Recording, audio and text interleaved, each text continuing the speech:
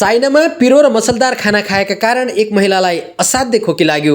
उनलाई यति बेसरी खोकी लाग्यो कि उनका 4वटा करङ भाँचिए। यसबारे उनले केही दिनपछि थाहा पाइन् जब उनी डाक्टरलाई भेट्न गइन्। साउथ चाइना मर्निङ पोस्टका अनुसार हुआङ थर भएकी उनलाई पहिला पनि बेसरी खोकी लाग्ने गर्दथ्यो, तर यसपटक खोक्दा भने उनले आफ्नो छातीबाट केही भाँचिएको जस्तो आवाज सुनेकी थिइन्। सुरुमा त खासै केही समस्या छैन होला भनेर उनले सोचिन्, तर केही दिनपछि उनलाई बोल्दा र सास फेर्दा दुख्न थाल्यो। सिटी स्क्यान गर्दा हुआङको 4वटा करङ भाँचिएको पत्ता लाग्यो। डाक्टरले उनको छाती वरपर 1 महिनाका लागि ब्यान्डेज लगाउनु पर्ने र आराम गर्नुपर्ने बताए। डाक्टरले करङ सामान्य तरिकाले भाँचिनुको मूल कारण उनको शरीरको तौल जिम्मेवार रहेको बताए। हुआङका अनुसार उनको शरीरको माथिल्लो भाग असामान्य रूपमा दुब्लो छ, जसका कारण उनको करङ मजाले देखिन्छ।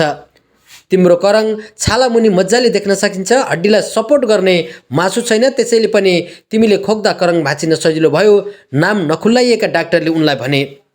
करङको चोट निको भएपछि उनले आफ्नो शरीरमा मांसपेशी बढाउन र माथिल्लो भागको तौल बढाउन उचित व्यायाम गर्ने वचन डाक्टरलाई दिएकी छिन्।